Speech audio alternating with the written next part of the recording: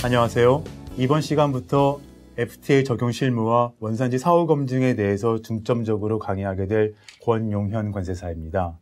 이번 시간은 그 첫 시간으로서 우리나라가 체결한 FTA 이해와 기업의 전략에 대해서 살펴보도록 하겠습니다.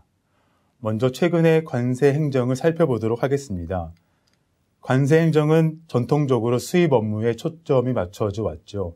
왜냐하면 수입의 경우는 직접적으로 관세 납부와 관련이 되고 국내 통관 질서의 확립이라든가 국민 건강을 위하는 제품의 수입을 차단해야 되는 어떤 목표가 있었기 때문인데요.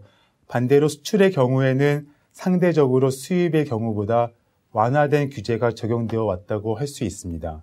그러나 미국에서의 9.11 테러 이후에 전 세계적으로 물류 보안이라는 큰 이슈가 부각이 되고 동시다발적인 FTA가 발효가 되면서 수출 업무도 상당히 중요하게 부각이 되고 있는 게 사실입니다.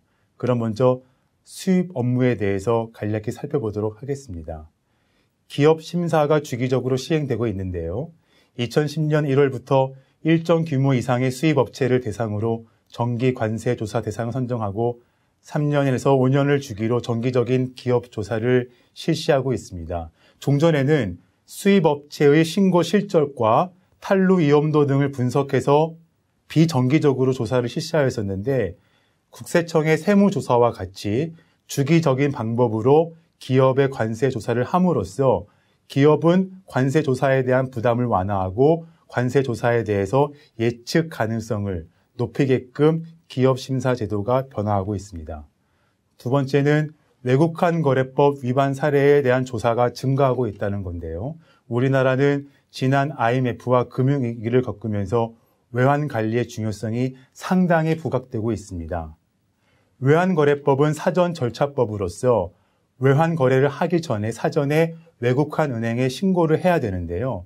무역 거래는 반드시 외환 거래가 수반이 될 수밖에 없습니다. 수출하는 경우에는 수출 대금을 용수해야 되고 수입하는 경우에는 수입 대금을 지급해야 되기 때문에 모든 무역 거래는 경상 거래가 수반되는데 기업 실무에서 상계에 의한 지급이라든가 제3자 지급 등의 방법에 대해서 상당히 빈번하게 이루어지고 있음에도 불구하고 외국환 거래법 규정을 위반해서 사후 외환 조사에서 적발되는 그런 사례들이 발생하고 있습니다. 그래서 최근에 기업 실무에서는 외환 관리에 대해서도 상당히 업무를 강화하고 있는 실정입니다.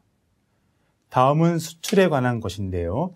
이번 교육 과정을 통해서 집중적으로 교육받으시게 될 FTA에 대해서 말씀을 드리겠습니다.